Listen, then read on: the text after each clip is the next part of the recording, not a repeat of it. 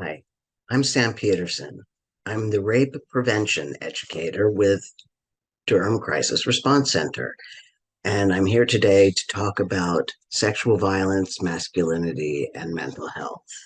Before we go in, I do want to acknowledge that if you are activated by any of this material, because we will be talking about sexual assault, please step away from your laptop or your computer, close it, ground yourself, sit in a chair, feel where your feet are, take a few deep breaths, take a look at something in the room, reorient yourself in space and time. Please take care of yourself. There's no reason for you to muscle through a video. So, with that in mind, let's begin. Sexual violence, masculinity, and mental health. Do societal demands of masculine behavior contribute to both eruptions of violence and mental health challenges? Come explore with me in this workshop the social ideas around manhood that keep people oppressed, contribute to depression and to other mental health challenges, and find how we each can find authenticity, strength, and even liberation by open dialogue and deepening understanding. The man box exercise.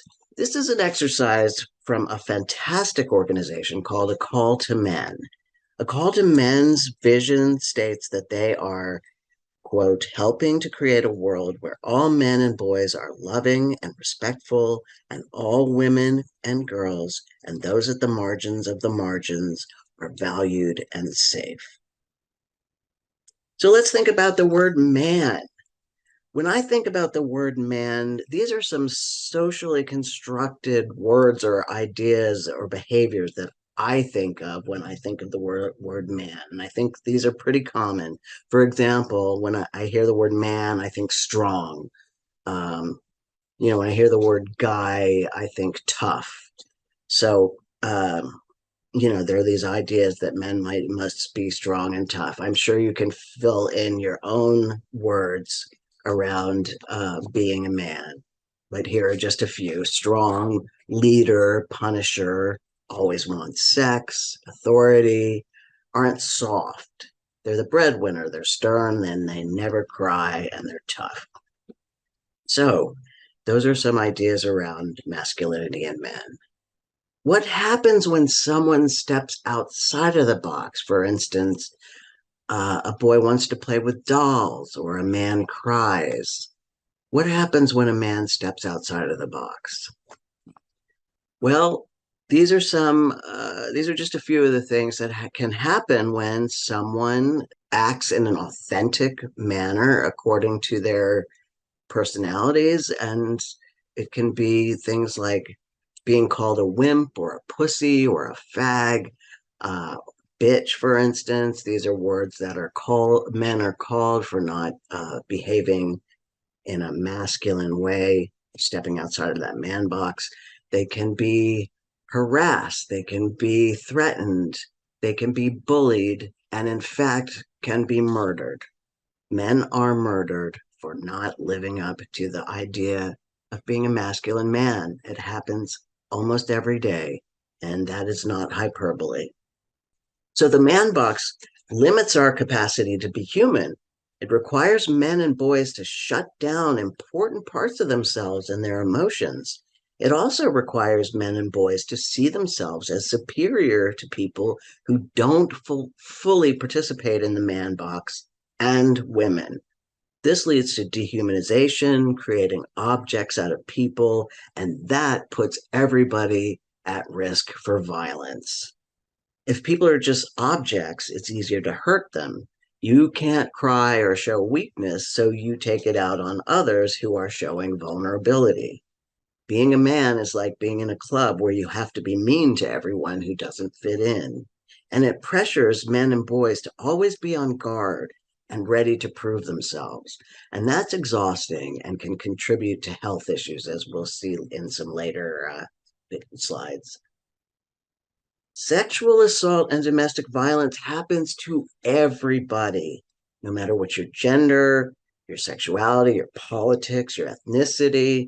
No kind of human being is exempt from sexual violence. Here's some ideas about men and rape. Men can't really be sexually assaulted.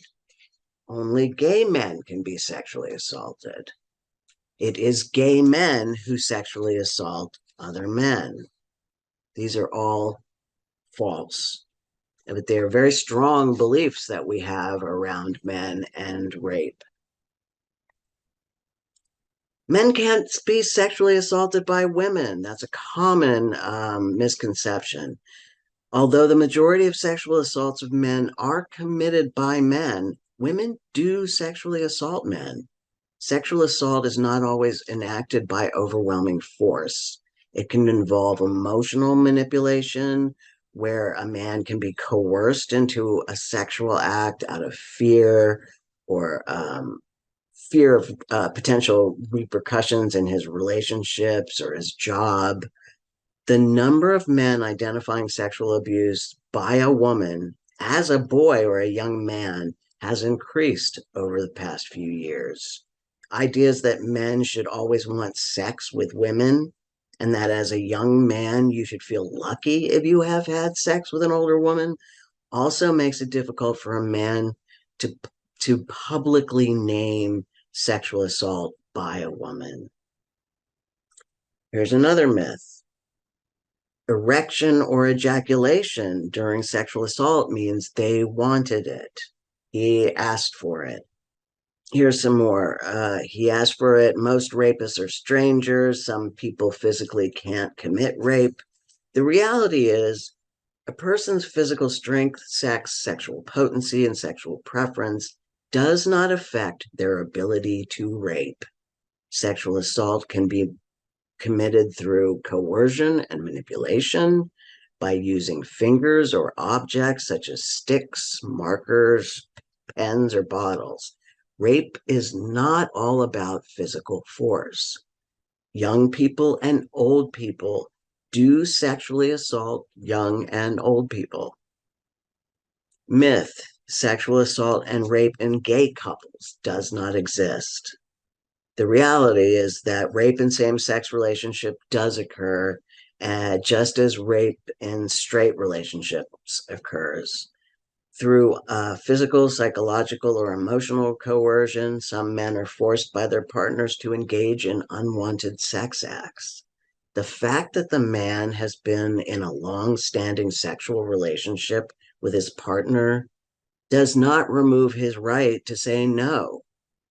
Unfortunately, a lot of men within the gay community are reluctant to come forward and name a sexual assault out of an understandable fear that they will not receive appropriate care and support. This again highlights how the problem of sexual assault of men is compounded by societal homophobia. Another myth: male rape only happens in prisons. Men who are raped are damaged or scarred for life. The reality is, men can and do survive sexual assault physically and emotionally, and go on to live full lives and enjoying rewarding relationships with friends, with partners, or with parents. Although sexual assault can have a profound effect on men, they can and do find a way through and live the kind of life that we would all like. The media and many professional publications concentrate on stories of damage, recounting horror stories of what happened and the associated problems, without providing equal time to detail how men do get on with their lives. What do these myths do to men? Well, they make it harder for a man to talk about the experience of sexual assault. They make it harder for men to find support. It makes it harder for men to report an offense to the police. And it makes it harder to prosecute someone who commits a sexual assault. However, the response to sexual assault can be different, particularly for male identified people. But let's start with some statistics so we can locate male survivor sexual assault, or SA, sexual assault SA. According to the National Sexual Violence Resource Center, nearly a quarter of men that they surveyed experienced sexual violence, including rape, made to penetrate. The majority of this group reported the perpetrator as being female. Sexual coercion, or being worn down by someone who is repeatedly asking for sex, or sexual pressure due to someone using their influence or authority. Almost 1 in 10 men have experienced that. Unwanted sexual contact, for example, being groped or groping, that's almost 18% of men. Since some respondents reported experience more than one form of victimization, the sum of the percentages I'm going to talk about is great. It will not necessarily add up. Almost half, 48.7% of male victims were sexually assaulted for the first time as adults, but 51.3% of male victims of completed or attempted rape reported experiencing their first victimization before the age of 18. Quarter percent reported their first victimization occurred between 11 and 17, and 26% reported their first victimization at age 10 or younger. 43% of all men reported experiencing some form of sexual harassment and or assault in their lifetime. According to RAIN, which is Rape, Abuse, and Incest Network, National Network, about 3% of American men, or 1 in 33, have experienced an attempted or completed rape in their lifetime. Nearly 1 out of every 10 rape victims is male. However, as with female identified people and LGBTQIA folks, and perhaps even more so, men are often unwilling to report having been assaulted. Unfortunately, a lot of people don't realize that men may be sexually assaulted. Many people also wrongly believe that only gay men get raped and that assaults against men are committed by gay men. These kind of misconceptions about rape can affect the way that male rape survivors are treated, both by peers and by professionals. It can be especially difficult for male survivors to seek support, medical services, or report the crime to law enforcement if they fear not being believed or being ridiculed. And as a result, a lot of male survivors can feel isolated and alone and that they have no one to turn to. Here are some facts. Men get raped by other men. Men can also be raped by women.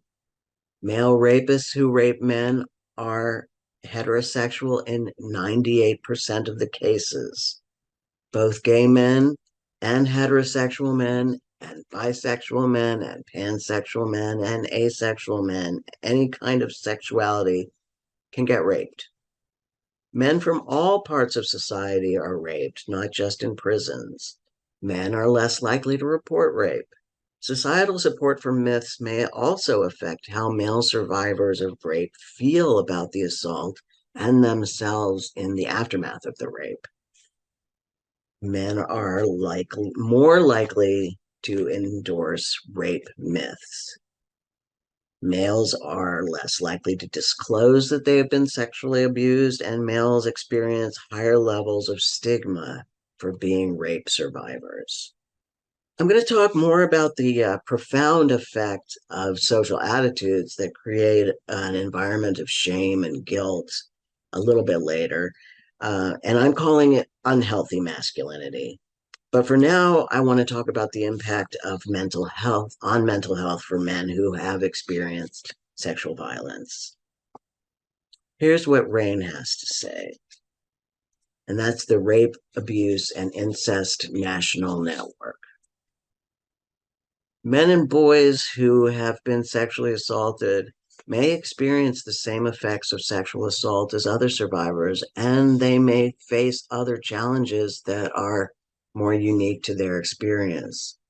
Some men who have survived sexual assault as adults feel shame or self doubt, believing that they should have been strong enough to fight off the perpetrator. Some people experienced an erection or ejaculation during the assault, and that can be really confusing and make them wonder what that meant. These are normal physiological responses and in no way imply that the victim enjoyed or invited the assault. Men who were sexually assaulted or abused as boys or teens may also respond differently than men who were sexually assaulted as adults. What do you think are some of the impacts of sexual violence on men and boys?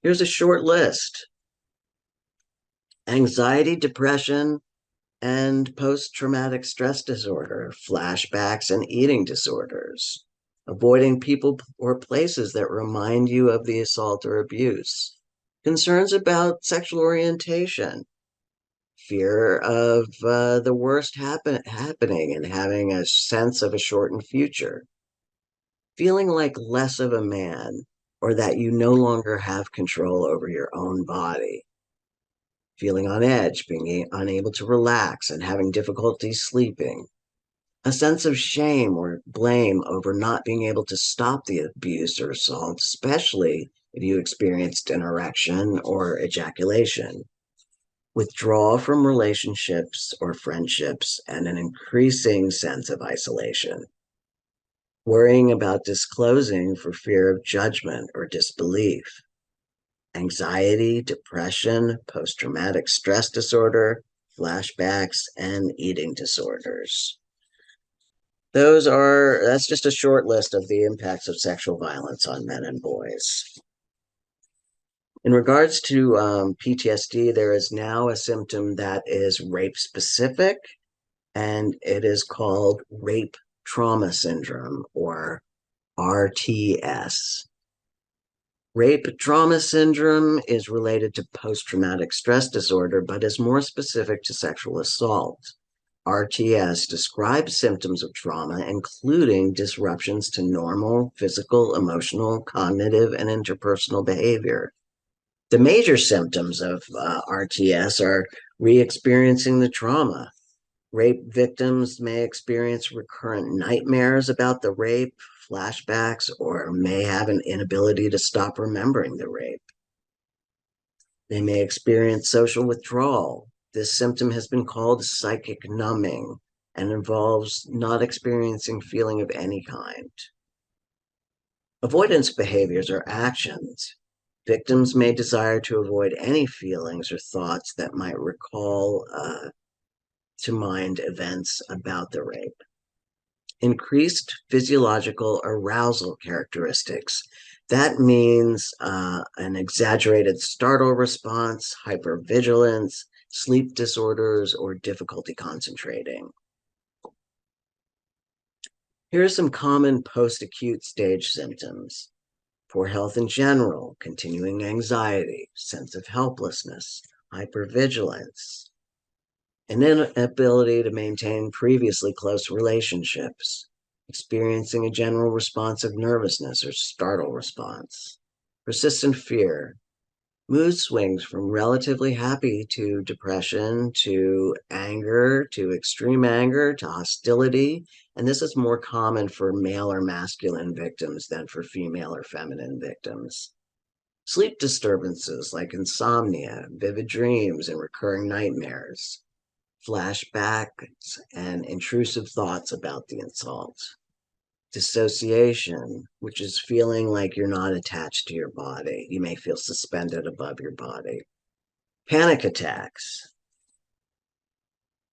Victims in the outward adjustment stage may increase their reliance on coping mechanisms, some of which may be adaptive, such as relying on the support of family or friends, mindfulness, or increased self-care, but others may be counterproductive in the long term, such as self-harm, drug and alcohol abuse, high-risk sexual behaviors, or disordered eating as a way of regaining control.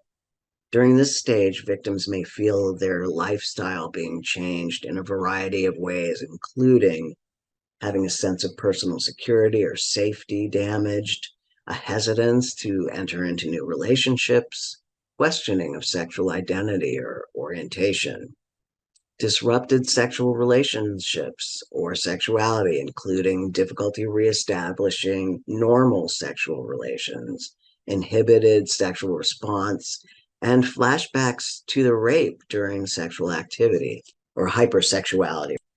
This is called the underground stage. This is the time when the victim or survivor may work to return to their more normal lives. This stage may last for years with limited disruptions to daily life, although emotional issues surrounding the assault may continue to be unresolved.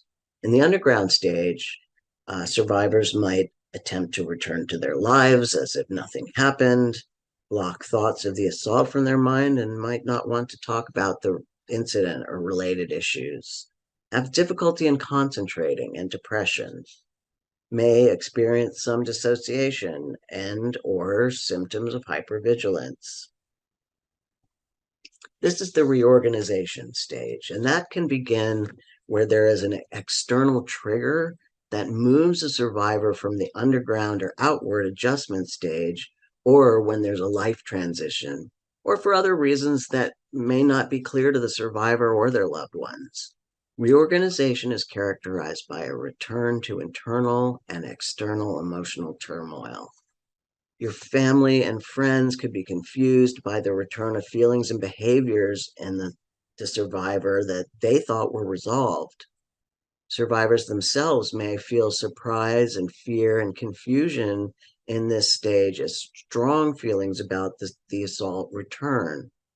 In the reorganization phase, victims may experience fears and phobias that may be related specifically to the assailant or the circumstances of the attack, or it could be much more generalized. These phobias include fear of being in crowds, fear of being left alone, fear of men or of women, fear of going out at all, fear of being touched, specific fears relating to certain characteristics of the assailant, sideburns, straight hair, the smell of alcohol or cigarettes, general suspicion or paranoid feelings about strangers, appetite disturbances such as nausea and vomiting. Survivors may also develop disordered eating patterns, nightmares and sleep disturbances, violent fantasies of revenge, increased thoughts and risk of suicide. And that is the reorganization stage. The renormalization stage, survivors reprocess their experience and are able to integrate it into their lives. The sexual assault or rape is no longer a central focus, and the feelings such as guilt or shame resolve. Survivors in this stage are also able to recognize and address secondary consequences of the maladaptive coping mechanisms, the coping mechanisms of, for instance, overeating or binge drinking. A victim might look at the sexual assault and its aftermath with sadness. The feelings generated by the assault in other stages are not as strong, overwhelming, or disruptive as they once were. Why are men reluctant to report? Studies that have addressed the issue of male sexual assault suggest that men find it more difficult to report rape than women. Some estimates for the general population indicate that only 5 to 10% of male rapes are ever reported, as compared to 39% for female rapes or female identified rapes, perhaps. I want to talk about possible reasons for the lower reporting among men and unpack them with you in a minute. We'll talk about that unhealthy masculinity. These are the following misconceptions. A man should be able to defend himself. Men cannot be raped. Male rape only happens in prisons. Only gay men are raped, and only gay men rape other men. And men who are raped are less disturbed by sexual assault than women. Again, these mistaken beliefs are even more prevalent among military men than they are in other realms of society. Masculine stereotypes that stigmatize weakness, vulnerability, and homosexuality also may provoke an overwhelming sense of powerlessness and shame in men who are raped.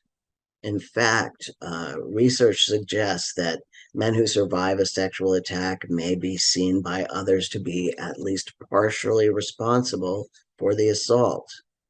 These kind of perceptions discourage men from ever reporting sexual trauma or discussing it even with a health care provider. And these misconceptions also apply to domestic violence. Here are some statistics from the National Coalition Against Domestic Violence. On average, nearly 20 people per minute are physically abused by an intimate partner in the United States. During 1 year, this equates to more than 10 million women and men. 1 in 4 women and 1 in 9 men experience severe intimate partner physical violence, intimate partner contact sexual violence, and or intimate partner stalking, with impacts such as injury, fearfulness, post-traumatic stress disorder, use of victim services, contraction of sexually transmitted diseases. 1 in 4 men have experienced some form of physical violence by an intimate partner. This includes a range of behaviors like slapping, shoving, or pushing, and in some cases might not even be considered domestic violence. 1 in 25 men have been injured by an intimate partner.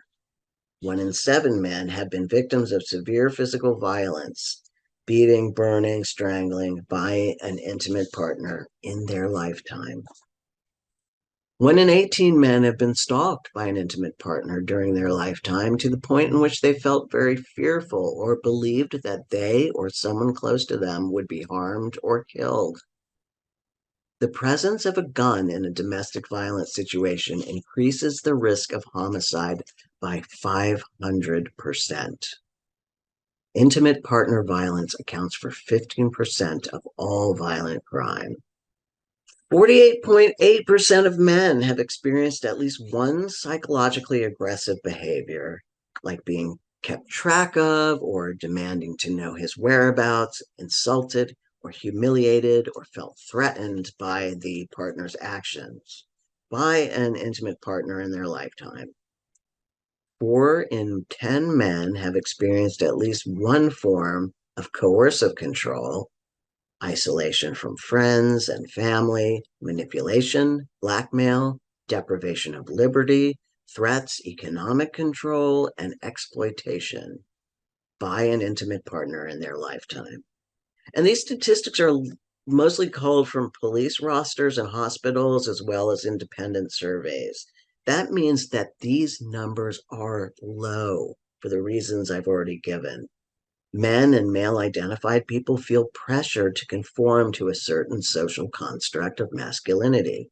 Unfortunately, that construct is literally killing people. What are the warning signs of an abuser?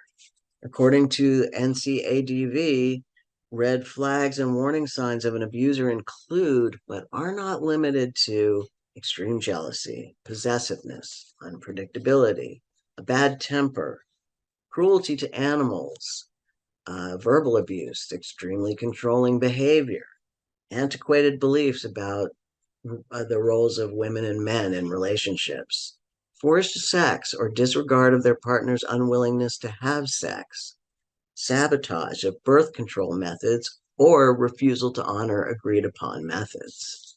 Blaming the victim for anything bad that happens, sabotage or obstruction of the victim's ability to work or attend school, controlling the finances, abuse of other family members, children, or pets, accusations of the victim flirting with others or having an affair, control of what the victim wears and how they act, demeaning the victim either privately or publicly, embarrassment or humiliation of the victim in front of others, and harassment of the victim at work. Again, this is a short list. By the way, one study found that 90% of all abusers are law abiding, nonviolent people outside of their homes. So anyone can be an abuser. There is no type. So let's get at the social constructs that create both the violence and the response to the violence. What is unhealthy masculinity? It begins with a social expectation of a performance of a very specific kind of behavior, and there is punishment for stepping outside of this kind of behavior. It's often called toxic masculinity, and it takes the basic tenets of what we in America generally accept as masculinity and takes them to an extreme. For example, the tenet of strong leadership turns into bully. The concept of being a strong man gets twisted into extremes, like that men are not supposed to feel things other than anger or happiness. Men are not only expected to hold their tears back, they are not allowed to participate in the pleasure of witnessing their children at play. So let me be very, very clear. This behavior is not only demanded by other men, it is demanded by women and non binary folks as well. We have all been complicit in toxic masculinity. It is a part of our deeply held, very American beliefs in things like pulling yourself up by your bootstraps, or if you work hard, you can make it. Beliefs which don't allow for the intersection of poverty, racism, sexism, and ableism, etc. Extreme or unhealthy masculinity creates men who are so suffocated by their own policing of their own emotions that they may erupt into a rage. In no way am I letting anybody off the hook here. There's no excuse for sexual assault or domestic violence, but there are reasons that some people behave the way they do. Men and women who hold strong gender expectations may feel rage that the people they're in relationships with don't uphold their part in the tenet. A partner might bully their partner for not being man enough, or for not being, behaving like a lady. Replace bullying with assault, and there you have it. The extremes of domestic violence, which is uh, can be physical violence. True or false? Men die younger than women and are more burdened by illness during life. They fall ill at a younger age and have more chronic illnesses than women. Men are nearly 10 times more likely to get inguinal hernias than women and 5 times more likely to have aortic aneurysms. American men are about 4 times more likely to be hit by gout. They are more than 3 times more likely than women to become alcoholics or to have bladder cancer. And they are about twice as likely to suffer from emphysema or duodenal ulcer. Although women see doctors more often than men, men cost our society much more for medical care beyond the age of 65. And this is true. We know that men are at greater risk for stress related disease like hypertension. Male female differences in health outcomes depend upon social circumstances and behaviors, but in all countries, male life expectancy is now lower than female life expectancy in all countries. Although the biology of the sexes is consistent across populations, variation in cultural, societal, and historical contexts can lead to different life experiences of men and women and variation in the mortality gap across different countries. As we now understand, smoking and hypertension are closing the gender gap between females and males, which is determined by cisgender focused studies, although males still lag behind women when it comes to mortality. These are all very cisgendered studies. True, the average male life expectancy is 5 years less than females. Men are also 2 to 4 times more likely than women to pass away prematurely from unintentional injury, homicide, and suicide. These are unfortunate statistics and are based on several complex reasons, both social and biological. I'm going to focus on the cultural aspects of male mortality statistics. For instance, risk taking behavior is primarily a male activity and contributes to car accidents. The Insurance Institute for Highway Safety says many more men than women die each year in motor vehicle crashes. Men typically drive more miles than women and are more likely to engage in risky driving practices, including not wearing seat belts, driving while impaired, and speeding. Crashes involving male drivers are often more severe than those involving female drivers.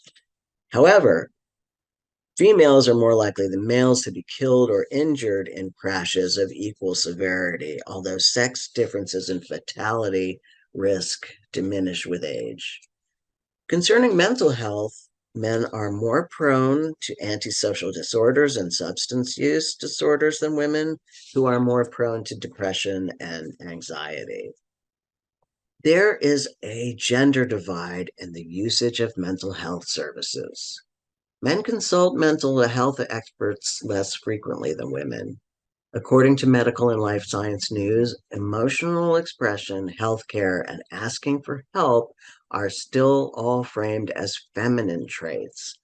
Men are expected to be emotionally stable and have a strong, independent, and self reliant demeanor.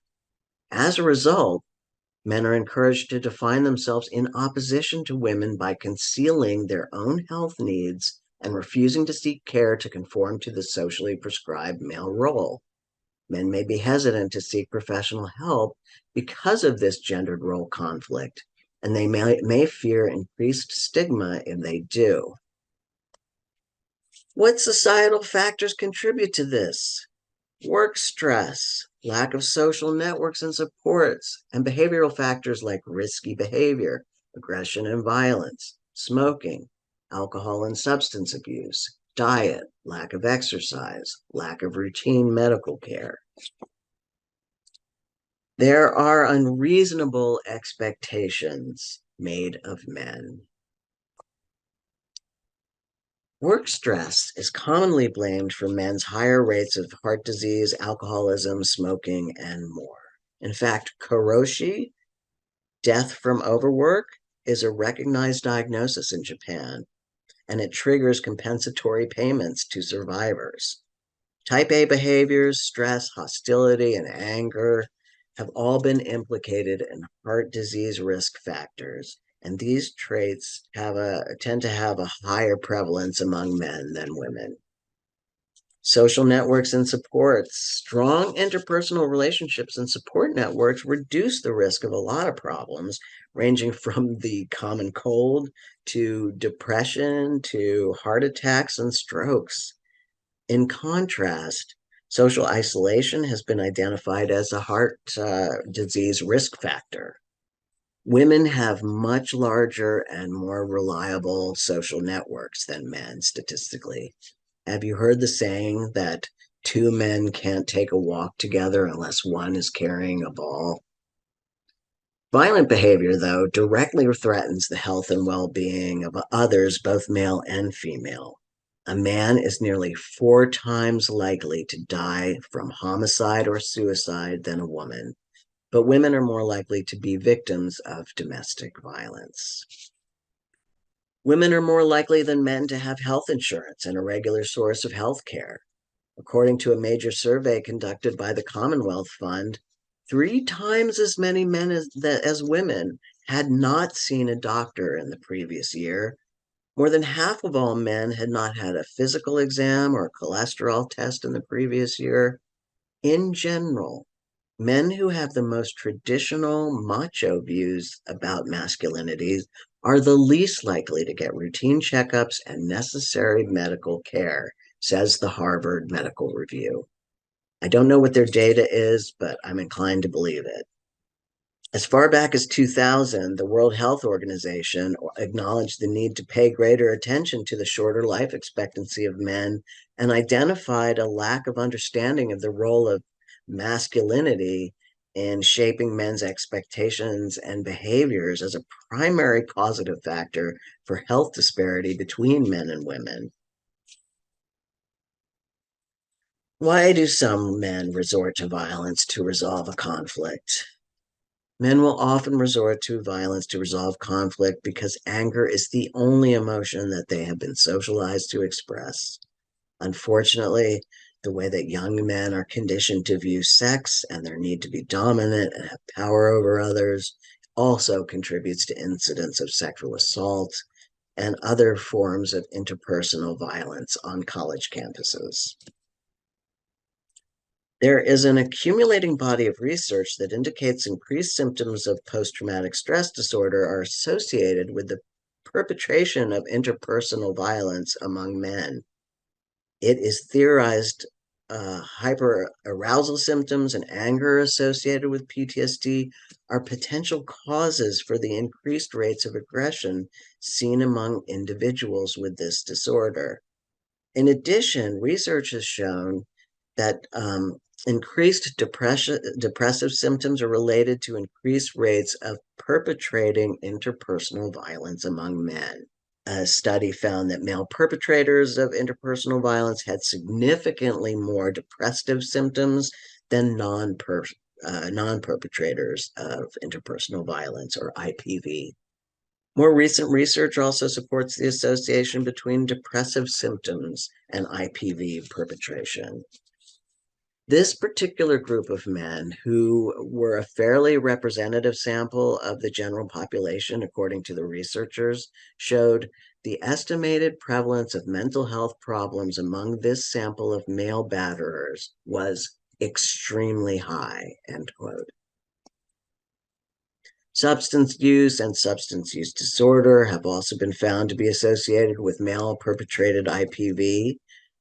For instance, cocaine and marijuana use are associated with increased odds of aggression perpetration, as is alcohol use. One study found 31% of men arrested for domestic violence met criteria for a drug use disorder, and 53% met criteria for an alcohol use disorder. Men don't have a lot of spaces to have open and honest conversations about the different things they're dealing with, like how they grapple with emotions and deal with conflict. There are organizations and groups out there who are committed to helping people unlearn what they've learned about masculinity and what it means to be a man. The goal is to help those socialized as men to unlearn some of the notions that have led to profound harm being enacted toward others and towards themselves. Again, we are all impacted by this. Women and even non-binary people are also complicit in policing behaviors of men. Gender norms are policed by all of us at all times, all ways. That means we all have to participate in unlearning unhealthy behaviors. This may mean unpacking ideas we didn't even know we were carrying, family norms that may have been passed from generation to generation about what it means to be a man or a woman. What beliefs do you hold about men? Do you have expectations? Are they fair and reasonable? Would you apply them to your female of center friends? If you're interested in learning more, A Call to Men is a fantastic place to start. And of course, the Durham Crisis Response Center has people on our hotline who are able to connect individuals with counseling and medical care. As an institution, we teach and train people as young as 11 years old how to recognize symptoms of abuse and how to ask questions about harmful ideas that can lead to interpersonal violence and sexual assault. This year, in fact, we are specifically focusing on how we can better serve our male identified clients. Good luck on your journey and wish me well on mine. There's always more work to be done. Thank you so much.